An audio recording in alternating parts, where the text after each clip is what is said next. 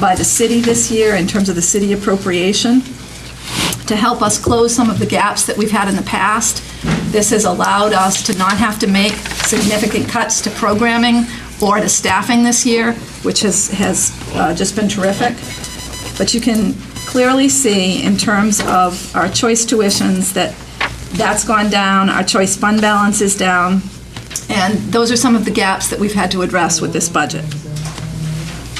But overall, our total revenue ends with a 6.6% increase, and when you look at the expenses we've had, I've outlined those based on each individual school, what was budgeted and what's been proposed for the following year. And I know you all can be looking at the same thing, so I'm be repeating the numbers. On the next page, which is the graph, the colored graph that you have, you can see the breakdown for system-wide, for each of the individual schools, our maintenance budget, special education, and then our benefits line. And those are all broken down, and you can see the amount that each one contributes to the overall school district budget. On the next page, you have a pie chart that shows you our estimated revenue and all of the different areas in which we have funding that comes to us. And that's everything that's state, federal grants, that's the appropriation from the city, that is our student activities, transportation, any type of revenue that we bring in is covered in this particular slide that you see. On the next page, which is the budget summary, I've highlighted a few things. Again, the breakdown of the schools and our system-wide. The overall percent of the increase, 6.6%. The salary breakdown, expenses, and then I want to talk a little bit about the increase. The increases that you see, some of that is for our negotiated increases for salaries, our busing increase, special education, primarily additional tuitions, and then we also have allowed contingencies in next year's budget. Those include our school lunch program, maintenance, our degree lane and certification. That's where teachers who have increased their degrees, we have to budget for that and plan ahead for that. And then also we have $138,000 in contingency for special education.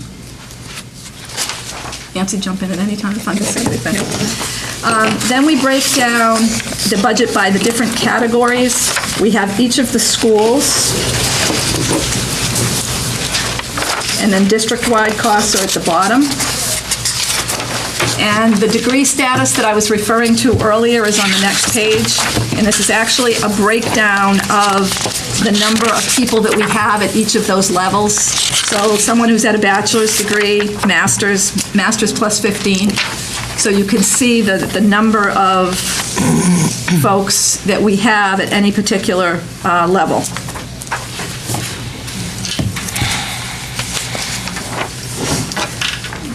We've also given you a summary of a 5-year for our budgeted revenue sources and also our state and federal grants, just to give some type of a history so you can see what's happened over the years, and you can certainly see that our federal and state grants have certainly, we've lost money in many of those areas, or they've gone down in a lot of cases over time.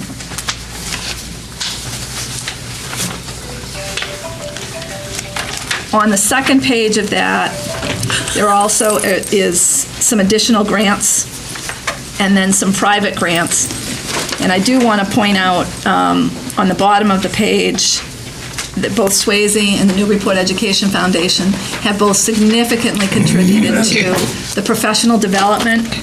In the case of Swayze, and Newburyport Education Foundation has contributed significantly to literacy, to technology, to just a variety of different projects that we have identified, and has consistently provided that to the schools. and we're grateful for that.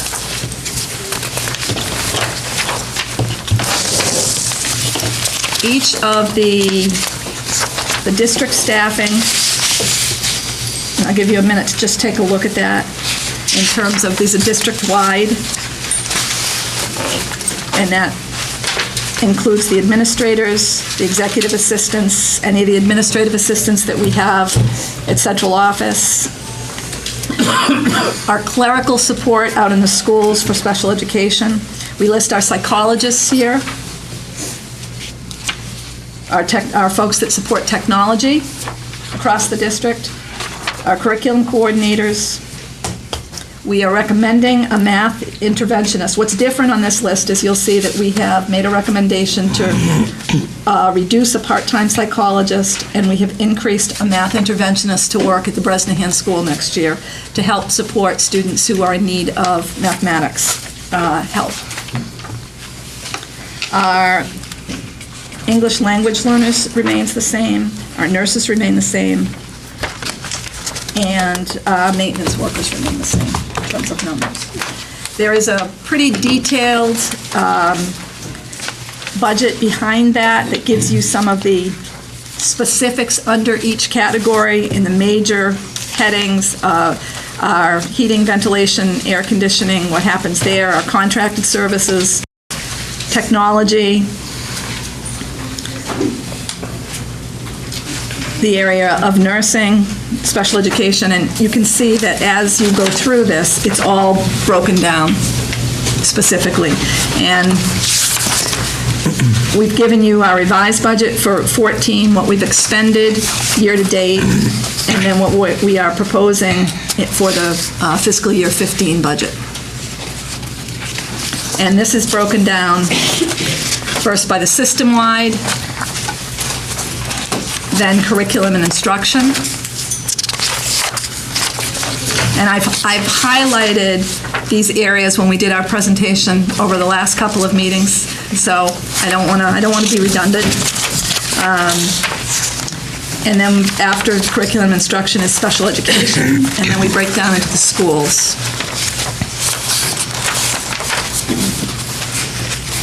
And there are individual worksheets and detailed information for each of the schools.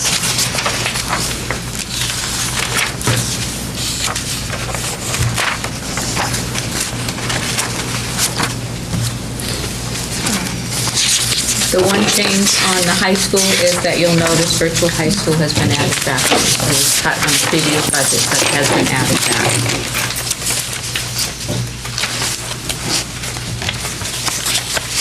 And that is for 25 slots.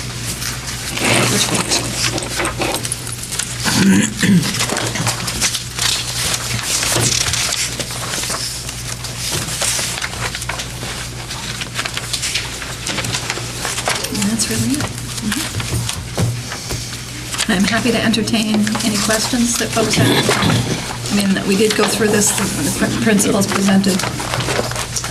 They did detailed highlights of what was in their budget.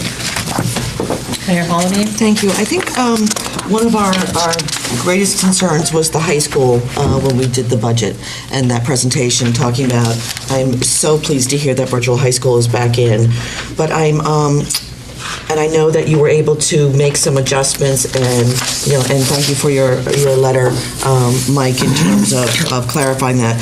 Could you talk a little bit about what you anticipate for class size for the core courses?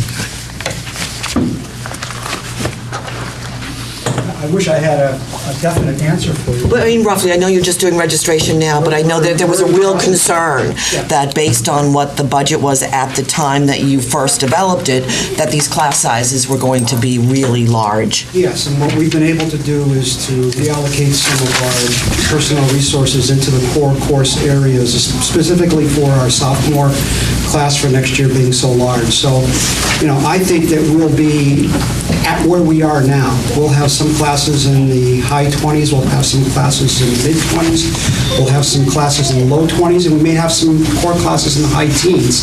It depends on the students and the type of other classes that they choose, which dictates where their core classes are going to be.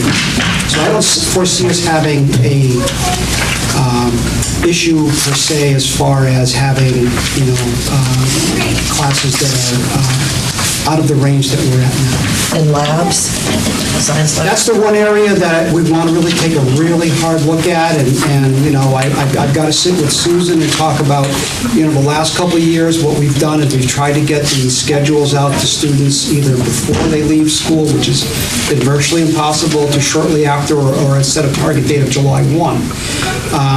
When we release those schedules, making changes to try to balance some of the classes is difficult because kids have already gotten their schedule. So I think if we had another week or two to look at balancing some of those core classes and moving some students around before we release the actual student schedules might be helpful in trying to keep at that 24 for labs. Okay. And so you'll come back and report that out to us once you have the schedule more solidified for next year? Yeah. Thank you, I appreciate that. One of the things that Mr. Parent and I have talked about is the fact that I would like to do the registration process earlier next year so that we can actually, at budget time, have accurate numbers and make good decisions around staffing at that point. And that will mean that I'll be asking 8th grade teachers to be making recommendations for the freshman class earlier than they have. So they're going to have a shorter window of time to really get to know students. So we're going to have a lot of conversation around that. But I think it's doable, and I think it's going to be very important to making sure that we have good data as we develop the budget. Mr. Menon. Superintendent Vaccaro, I appreciate that this actually, you very accurately use the term level-funded budget that does provide that foundation that we need. Even with this being a level-funded budget, can you talk a little bit about how we are approaching the introduction of technology into the schools? How does this budget support that in a way that moves it forward? I know we have, with the new school coming online, we have some opportunities here that we might not have otherwise. So we are planning to do significant professional development around the new technologies that we have. I'm going to talk about this later on when we get to the technology report that's when we're in the actual school committee meeting, so I'll provide some additional detail. But we do have a technology integrator that is scheduled in the budget that would be for Knockmullen for next year. So that's an addition.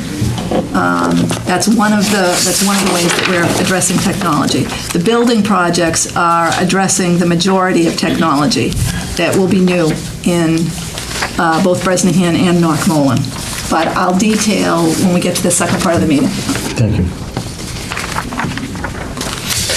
Any other questions? Hearing none from the committee, I'd like to open this up for the public hearing portion of our meeting. If you have a comment you would like to share with us, please step forward, state your name and address.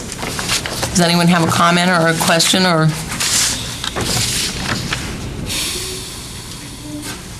I have one. I'd like to speak as a parent.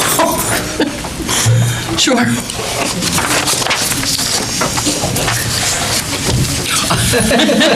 Is that all it takes to become a parent? Could you please state your name and address for the record? Stephen P. Cole, 8 Halsey Drive, Newburyport, Mass. And I have this in writing. I'll hand it to you afterwards.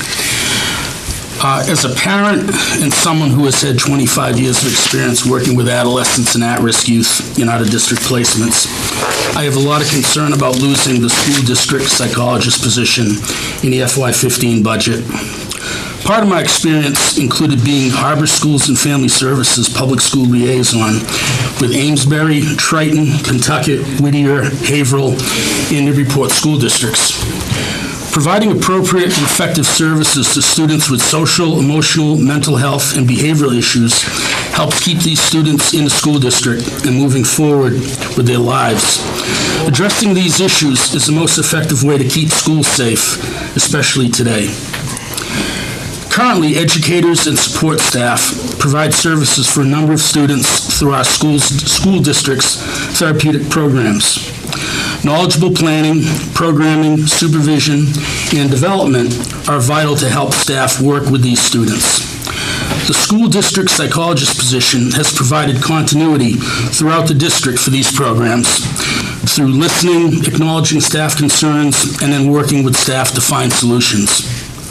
Over the last year and a half, we have had much change in special education and pupil services. It is important to provide continuity as many programs are relatively new or have changed. Some may be finalizing mission statements and entrance criteria, for example. It requires a certain level of expertise and experience from a school district psychologist to help implement these programs so that they may fully serve our students. Tonight, I ask the school committee to consider what our school district needs to ensure consistency in the programs we currently offer, and with the reduction of the school district psychologist position, what are we losing and how will we compensate for it? Thank you.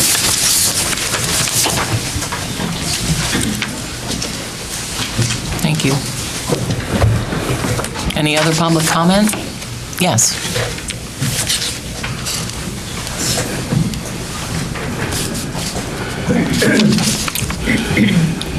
Ralph Orlando, 4 William Hall Drive. Preface the statements by saying, again, when I come here, I speak to school committee and don't want to be misconstrued for any other direction of my conversation. Second thing is, I would ask the liberty of an additional time frame, given the fact that I've been coming to these things for the last 10 years, and I didn't hear the time restraint placed on it this time. I don't have a prepared statement, but I have similar concerns to Mr. Cole about the budget. The first thing I'll say is I've sat through this, now my 10th budget. The transparency of what is going on is not what it used to be here. I have come to all these meetings and I don't have a clue as to what's going on. The last meeting we had, there was a presentation made and some real legitimate concerns about the high school, which I'll share with you, and we are going to defer them to just a few brief comments from Mr. Parent on saying that he'll get back to you in 2 weeks on what the class sizes will be. That being said, I think you need to understand that we do need more transparency. This is a community that is showing willingness to spend phenomenal amounts of money, over $50 million in the building projects. We've bonded $1.5 million to a stadium. We've added $130,000 to soccer fields at the Cherry Hills soccer thing, and athletic fields are a very important part of our educational process, while at the same time there are other fields that are in clear neglect. The high school is in a serious problem. I don't share Mr. Parent's complacency on it. He's being kind. I've sat on the high school council for a long period of time. A level-funded budget, shifting people around for, again, a 5th year. The problem at the high school is we've lost electives. Adding the virtual high school back brings you 25 electives to 25 students. That's all it does. For 4 years, you've seen on the school improvement plan of the high school a need for the addition of high school electives. We've had 4 years on the school improvement plan an AP chemistry class, non-existent. An AP psychology class hasn't come online. Now, those aren't classes that are geared to kids who are academically superior. These are kids who can just get a college class done by doing a chemistry class for their high school requirement as well as a college requirement if they do well. What about the engineering program? For years, there's been an engineering elective at the high school. You know why it's never really gone off the ground? Because it's very difficult in the environment we find ourselves in to allow singleton classes with maybe 4 or 5 students to go online when you need to move all these people around to provide core curriculum. What about accounting classes? What about business classes? I have some concerns because I didn't hear it presented today. It was a very brief overview of some pamphlet that everyone got. But I don't know what happened between the last meeting and this one. And I'm sure there have been one-to-one conversations that are certainly allowable by the open meeting law. But you have not addressed to my satisfaction the issues at the high school that I think have been present for a good many years. And I believe the citizens of this community who are now spending a great deal of money towards education in taxpayer dollars need to understand what we are going to do about programs. Because I don't think we can continue to do this when we put forth a budget that is to stabilize, the district, that includes no concern for adding electives to the high school, when on the last budget that I saw, though I didn't see it here, there was $45,000, $50,000, to a custodial position. Now, you may want to tell me that's a health and safety issue, but it's about time that we started to look at programs here. I've been coming for 10 years. Many of you people, I've sat through 10 budgets, 4 superintendents. Many of you people have new faces. I've not seen you here before. Many of you people have not shared that. We need to take a look at this district over a long period of time. And I would ask you that before you vote this budget, as a school committee, you take a hard and fast look at what things that need to be added to this district that are not added in this budget. And I thank you for your time. I would like to Thank you. comment about the custodian. Sure. I want to just address the point that, Are we opening up to then public discussion, please? Yes. It's a public hearing. Thank you.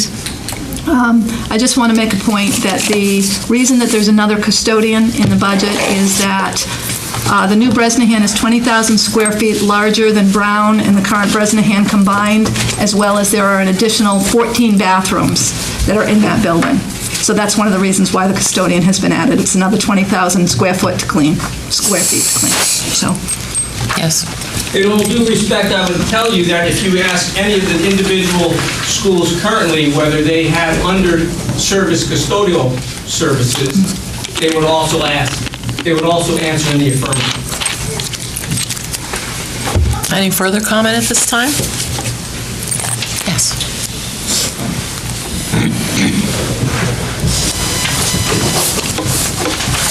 Anthony Lorenzano, 8 Hawthorne Road.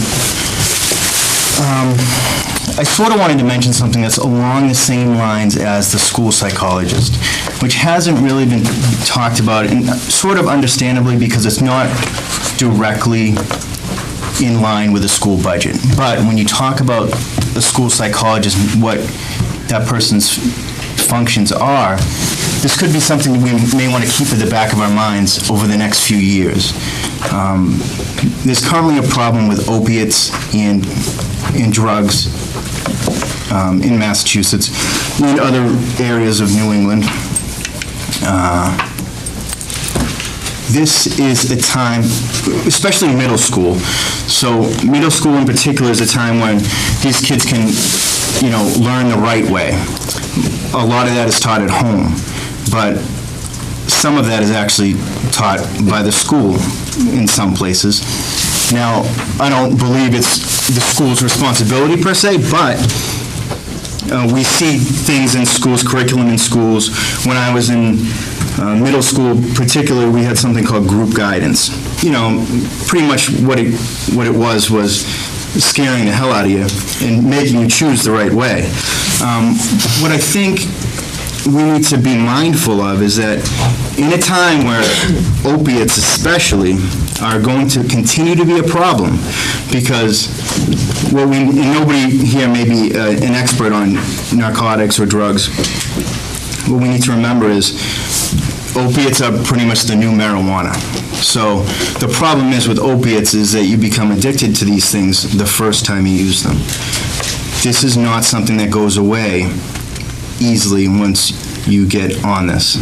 So what I think we need to be mindful of is putting a curriculum having a school psychologist,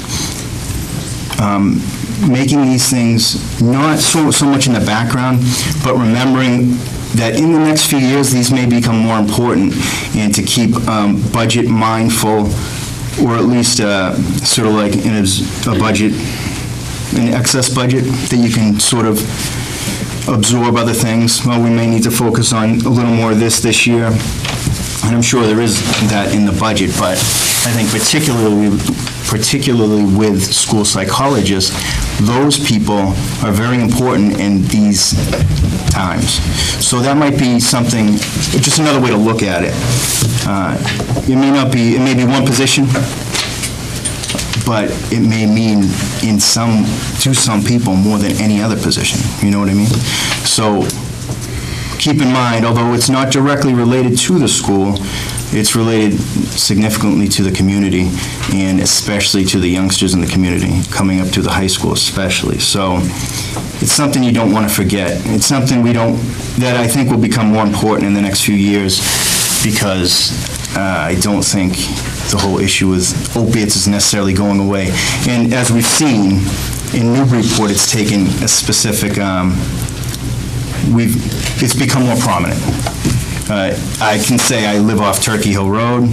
I've seen things in my neighborhood off Turkey Hill that, me being a law enforcement officer, know that that's not just a friendly hello. And that's scary. That's truly scary. So I think we need to not forget about that, although it doesn't necessarily have everything to do with the school budget. Just be mindful of it. It sort of made me, the whole school psychologist thing sort of made me think of it, but something to keep in the back of our heads.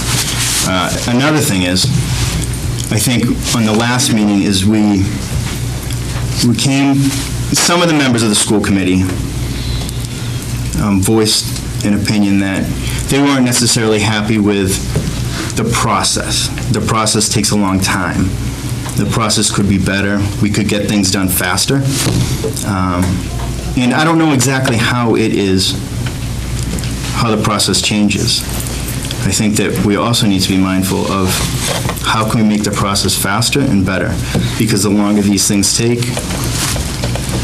the longer it affects the school system in a negative way.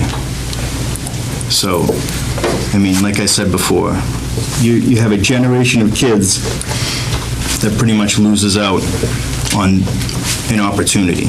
What we try to do is give these kids an opportunity. The less you have, the less opportunity you have, you don't know what that kid could be capable of, you know what I mean? So what we're trying to do is give these kids opportunity, and when we stop doing that, it's easy to fall into that rut. We want to get back to where we were 8 years ago, 7 years ago, and that is giving the kids opportunity to excel. So with that, we need to find a faster process, and we need to start talking about how we can change the process without it taking 2 years, 3 years, 4 years, 5 years. Because I want my child, and this isn't the only reason, but we want our kids, all of our kids, to have the opportunity, as much opportunity as possible. And that's, I guess, where I'll end it. So let's not forget about the problems that school psychologists can handle, and giving our kids an opportunity, because that's it. Thank you. Thank you. Any other comment? Question? Anybody? Yes. Ms. McCarthy. Okay, so I was, back to the school psychologist. We have a psychologist in every school, is that correct? Yeah. So reducing this doesn't leave a school without a psychologist? That's correct. So the part-time, was that a position in a particular school? No. It was a district-wide. Oh, so nothing's changed within the schools? No. Okay. It was a That's what I thought, but then I thought with all the conversation, that maybe I had misunderstood. And that's not to rule out that in the future, we may look at additional counseling services if that's what we need, but this was a... I can't hear you. I'm sorry. I said, we certainly will continue to look at that and make decisions around our counseling services on a year-to-year basis. So.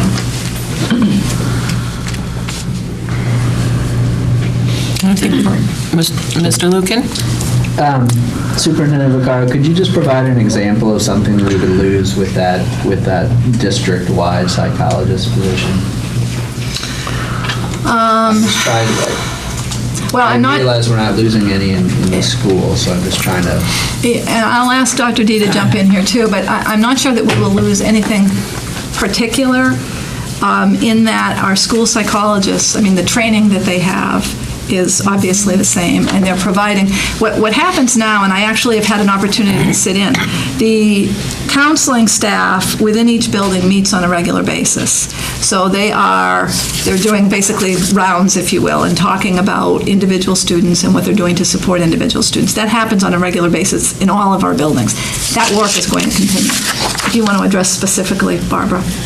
Yes, as we've been going through our process of program development, and as we've done that, we've put the staff that are working on those different programs are all coming together on a regular basis and talking, and that includes our school psychologists, our school adjustment counselors, our guidance counselors, et cetera. So I think that we've got a really good plan set up within the district using the staff that we have to work on that program development. So I feel really confident that we have highly trained staff who are working very hard to get these programs up and running, and I think that we also have other staff members that are very helpful in planning. I know the behavior piece has come up a couple of times, but we have BCBAs in the district also who work on focus on behavior and helping kids and helping staff to work with kids with behavior. So I don't see that we will be losing anything. In fact, we've probably gained a little bit because now our own staff is really learned and is stepping up to the plate. So we're talking about half a position, is that correct? Yes. So what is that person doing with their time? Because we'll obviously lose that. We'll lose that next year, right? Mm-hmm. Some consultation with programs, some consultation on certain specific children, some supervision with the other psychologists and school adjustment counselors, and just general consultation on issues with staff, with me, with principals.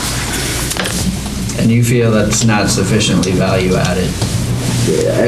You're basically, what I'm hearing, and I don't want to put words in your mouth, what I'm hearing is that you feel that the existing psychologists across the school district in the schools can basically pick up the slack, for lack of a better phrase. Yes, or do you disagree with that? No, I do believe that we have the talent and resources in the district, remaining in the district, to do the work that needs to be done, to get the programs up and running and get the kids learning.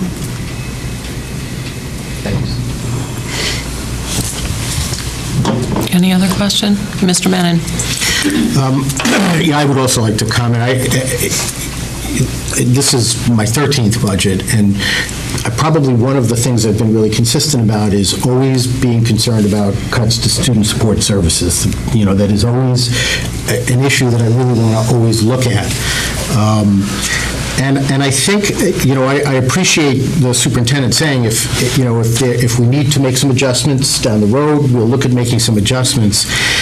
I have to say that the crisis we entered into this year with was a result of making cuts that we never got back, and that our experience is sometimes it is very difficult, if not impossible, to bring something back once it's really been cut. So what I would like to encourage is that that we be really, really clear on, as Mike has said, really clear on what that position has been doing, what conceptually what that position has been doing, and really very intentionally take a look at whether what we're doing changes, whether there is some value that we haven't really put our finger on to having somebody in that position. I haven't been shy about expressing my own thinking on that, and that is that we do.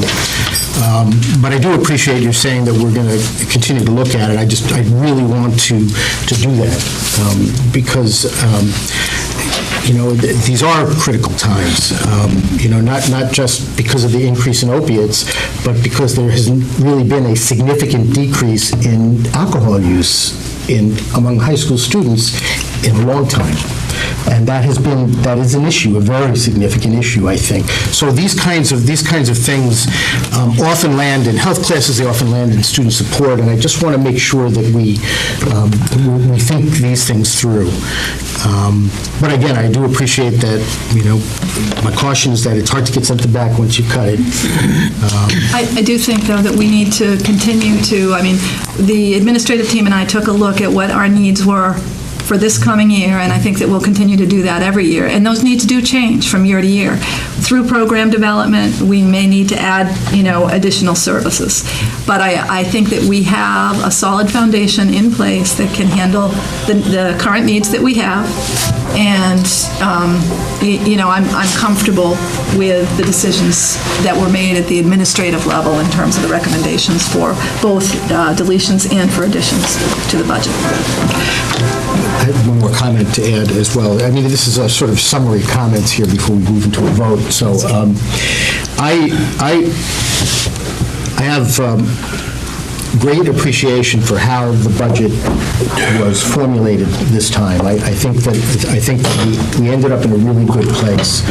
I would love to have a conversation, sort of a lessons learned conversation about the process. I do agree that it needs to be transparent, more transparent than it has been. I do agree that we need to intentionally involve school councils and parents in this conversation.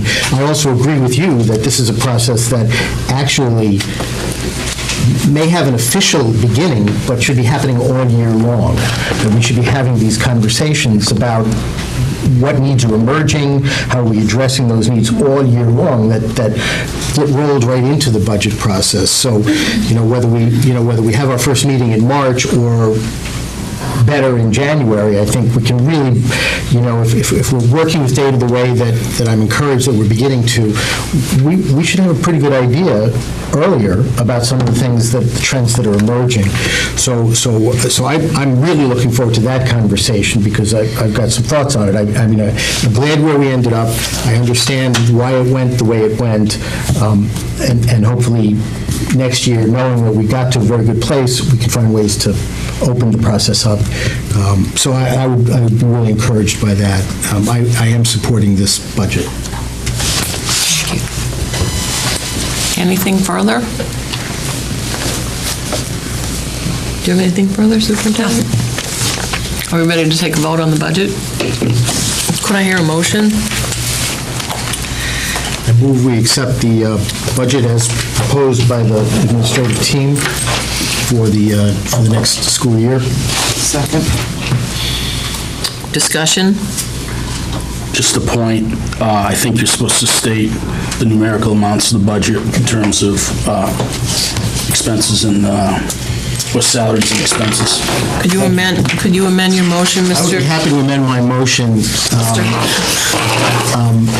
that we approve the budget of $28,083,806 and the revenue stream that matches that number. Second. Discussion? Can we have a roll call vote, please, Mrs. Kennedy? Salaries and expense, right. You can just go around the table if you don't have your sheet, that's fine. It's not a problem. I'll do it. Mr. Lukens? Ms. McCarthy? Yes. Mr. Cantor? Yes. Mayor Holliday? Yes.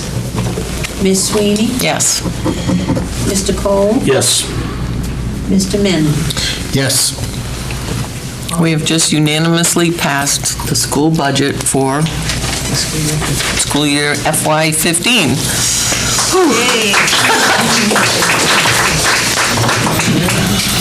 I would like now to adjourn the public hearing portion of our meeting and Motion to adjourn the public hearing.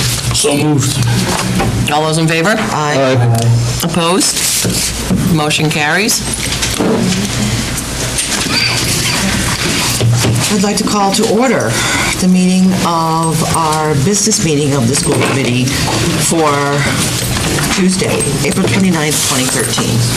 Hi, Julia. Hi, Julia. She's been in the back. Do we have warrants, Mr. Menon?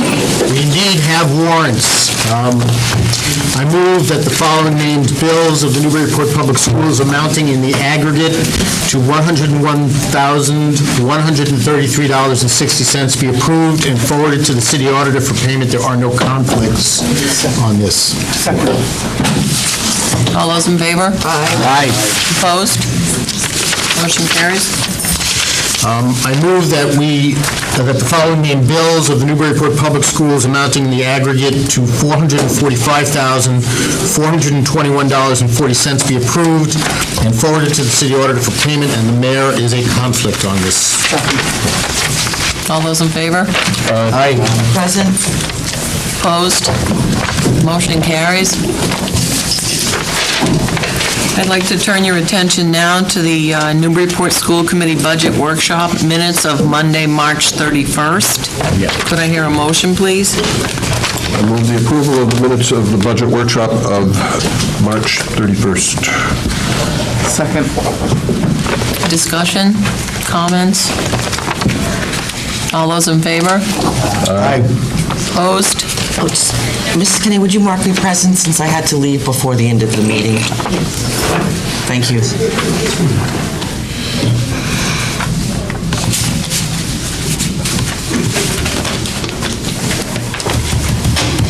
That motion carries. Thank you. Julia, tell us some nice news and what's going on at the high school and... Well, the Provident Bank Art Show is currently on display at the Storia branch of the bank, and Is that part of this, too? I don't think so. This room looks really nice. And there's a lot of art similar to this too at the bank right now. This Wednesday is the National Art Honor Society induction ceremony. Thursday's an early release day, and then May 3rd, students take the SATs, and then May 5th is the beginning of the AP tests. And the NHS Theater presents Chicago starting May 9th. I heard them out here on my way in. They're tapping away. Do you know how many kids are taking the AP tests?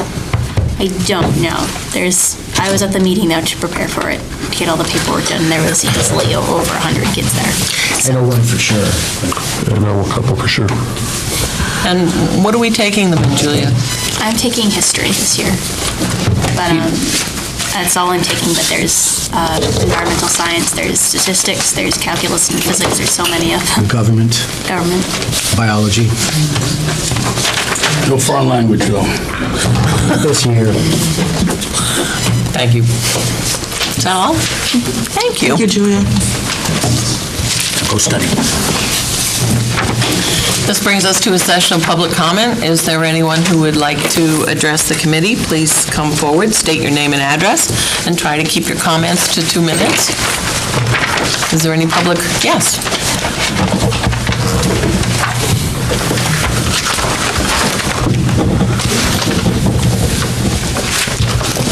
Ralph Orlando for William Hall Drive, and I will be brief. Again, my comments are all specifically directed to members of the school committee and no one else. A little dismayed that there was a unanimous approval of this budget. Really, there's some deficiencies in here that needed to be corrected. I don't think, in public session at least, many of those issues were adequately vetted. I would encourage you, again, I'm a little dismayed at the agenda for this meeting. I don't know who puts it together, but, you just finished the budget session. It sounded to me like some of the members had some concerns about the process.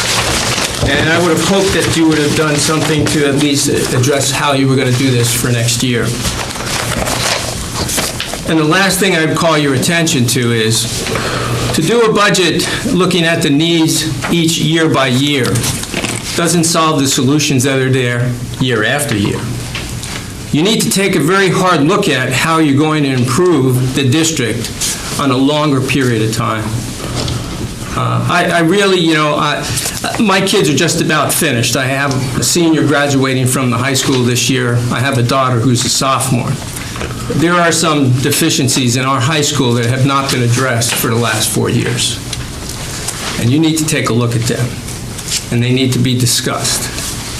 And so I'd ask you to heed some of what I say and maybe try to put something on the agenda for the next meeting that addresses how you're going to conduct this process for next year. Because I don't think that you did a very good job at it. Any other comment? Hearing none, we'll move on now to the superintendent's report. I want to spend a little bit of time talking about the technology plan for the district. That is, I'm just beginning to formulate a long-term plan for that. The Newburyport Education Foundation put aside about $20,000 to allow me to bring in some tech consultants to come into the district to take a look and to help me develop a long-range plan. And we had 2 consultants here on the 15th and 16th of April. And they talked with our IT staff, they toured the sites, they took a look at what was being proposed to order for technology for both of the building projects. We had a preliminary meeting with members from central office as well as each school regarding the development of a website, a new website. They are formulating, they're in the process of formulating surveys to go out to both students and staff so that we can assess the professional development needs of our staff in district, as well as what do our students actually have for technology? What do they have access to so that we can be planful around that? On May 19th, I will be putting together a large committee in which we'll be having vendor presentations to actually look at vendors for the website itself. That is Monday in May, and we'll put together representatives from each of the schools as well as central office, and I would like to have a school committee member as well on that committee. In addition to that, what will come out of this will be awarding a contract to a vendor to actually begin to develop our new website, to work with school staff throughout the spring, picking colors, picking the format, and they will then migrate all of the data that we want to bring over from our current website to the new website. And we hope to roll this out some point in the fall. May not be exactly in the beginning of the year. It will depend on the time frame that they give us and who we hire. This is for the district website? Yes. Have we thought through supports for the schools to look at their websites? Okay. Yes. It's a very different process. We had everybody involved in the initial meeting, and Angela was part of that. And I think that we had really great feedback from the people who were seeing what the possibilities could be. And it's much easier now to put content up on a website, to create a website, than it was even 5 or 6 years ago. So there's a lot of excitement around creating the new website, having a better communication tool to be able to leverage the website as a great communication tool for parents, for the public as well.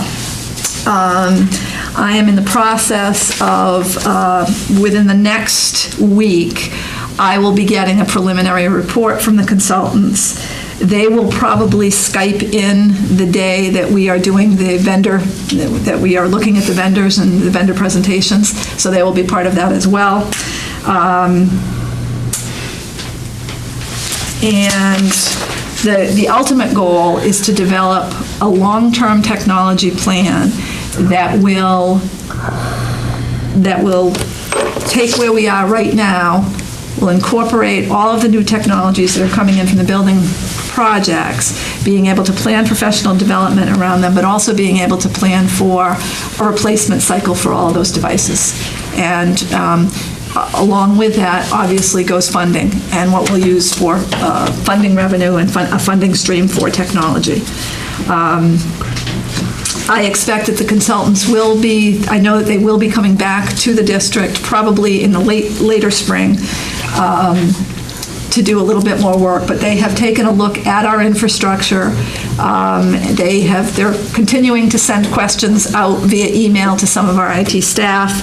I think that I was very pleased with the work that they did in the 2 days that they were here. So I think we have the beginnings of a very good technology plan and a very bright future in the technology area. So, Angela. Yeah, if I can just add to that, I thought it was really exciting too, just to have people with a different lens come in. You know, we've been a part of this district. We've been making do for such a long time that you kind of compromise the way you think about things at times because of that, because of just what our situation has been. And I thought it was really exciting to sit and have conversations with them and just think about things a little differently. And I agree with Susan. I think that the two consultants that came, one was really focused on the hardware, the infrastructure, the backbone of our technology. The other one was really focused on the integration of that technology into our curriculum. So it was really exciting to have the conversations and think about that from a really holistic perspective around technology. So I'm excited to hear what they come back to say. Were there any surprises? There were a few surprises. There were a few surprises. In again, it gets back to what Angela was talking about, which is that different lens and getting people to think differently, that we don't always have to do things exactly the same way, that there are a lot of other ways to do things. And I think that what will be in the report will be some recommendations about how to do things perhaps differently and more cost effectively. So that's what I'm really excited about, is that I think it will give us more options than I think we've had before. And I personally always like it when we have choices to make. So. It's true. Mr. DeCanter. Absolutely thrilled with this direction.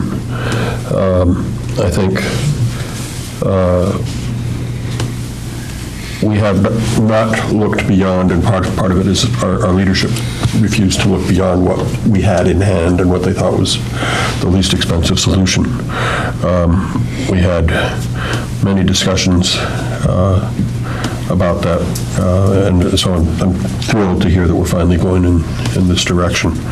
As somebody who's been involved in pushing technology in the school district and professionally for a good portion of my career, I certainly look forward to participating whatever way you see fit as you continue the process. Did you just volunteer to join the committee? I did. All in favor? Well, I was going to nominate him if he didn't volunteer. Well, I was going to say something as well. I think you'd be a great representative from the school committee on that technology committee. Nick, I know that's been your background, and you did a lot in the past. So I don't know if we. It's great. All right, that's your.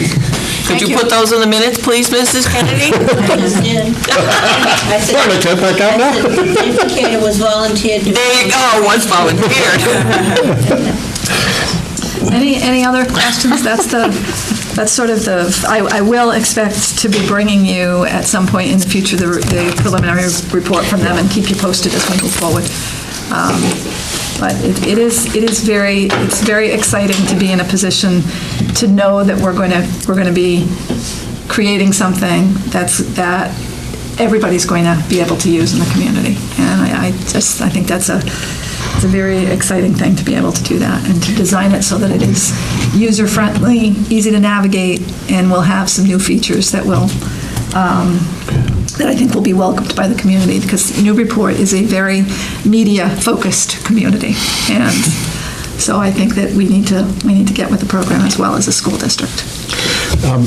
Will some of the work that they're doing sort of impact the sort of the classroom level, the homework level of kids? So, I mean, are we going to be looking at the technology kids have and how we're going to integrate what they've got? Is that something that's going to come out of this? That's one of the things that we're going to be looking at. I really want to get my arms around what do kids have available, because I don't think we know that. And I think we're going to be surprised when we find that out. And I think when we take a look at what kids have available, also what's exciting to me is that we've got to take the blinders off and say, we're not saying what computer do they have available, but what things it can be a laptop, it can be a smartphone, it can be so many things. The kinds of things that you do with combining GPS and smartphones these days for place-based education is extremely exciting. Extremely exciting. The other thing that it will mean is it will mean that we will have to develop some policies and procedures around technology and really update our technology policies and procedures, because that needs to be done. And you want to, when you're dealing with children and technology, we have two things that we need to do. We need to educate students about how to safely use technology, and that goes without saying. But we also need to educate parents and staff along with it. And one of the lessons that I learned from my previous position is that I needed to help, and I will need to help this district do the same thing, which is learn that it's okay as an adult to not know all the answers about technology. As an educational staff, teachers like to be in control, and they want to be the owners of all the knowledge. And kids do technology way better than we do, I've learned. And you have to get over the uncomfortable hump of just acknowledging that and being able to ask kids for help with technology. And it's one of the reasons why, and hopefully next year we'll be doing this at our leadership team meetings, Skyping somewhere in the district and finding out what kids are doing and having the kids teach us something. And I need to get the administrative team comfortable with that. We need to get our staff comfortable with that. And it's a paradigm shift. It's a shift in your thinking. And once you make it, it opens up a lot more possibilities. So that's something else I'm looking forward to. I have a couple of other things if I could. It's your report. Okay. I do have some very good news that the Newburyport High School Environmental Club was selected to be recognized with the Secretary's Award for Excellence. There's going to be an award ceremony at the Massachusetts State House on May 6th at 11 a.m. So that is very exciting. And also, in terms of the 2014 Real World Design Challenge, Newburyport High School and Phillips Andover Academy tied for third place. So, thought that was very exciting. And the last thing that I will share with you is that this year we applied for extraordinary relief under circuit breaker, and we we'll be receiving a payment of $117,000, $942. So everything helps. So yes, and I really want to give credit to Dawn Clay, who works with Dr. D, because it was her attention to detail and the reports that she turned in that allowed us to apply for and to receive this money. So she does a phenomenal job. What was the total on that again? $117,942. Thanks. And that would be the end of my superintendent's report, unless there are questions for me. Anyone have a question for the superintendent? That's pretty open-ended. We're going to move on now to the subcommittee reports. Policy? Policy has not met we haven't met. We've been somewhat subservient to the budget process. Tonight would have been our meeting time. So I will probably try to take us off schedule to get a meeting in soon, very soon, next couple of weeks. Thank you. FinCom, Mr. Cole? Haven't met, and I'll try to schedule a meeting as soon as possible. And Joint Education will meet the next time we meet, the first Monday in May. And Curriculum Committee, Mr. Lukens. Curriculum will hold its first meeting on May 20th at 5:30 in the superintendent's conference room. Thank you. Any questions about the committees? Before we adjourn the meeting, we will need to go into executive session. We will not be returning to public session. The executive session is for the purpose of potential litigation. Could I hear a motion to adjourn? So moved. Second? All those in favor?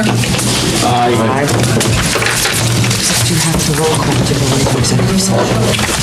We need to take a roll call vote? Okay. Mr. DeCantor?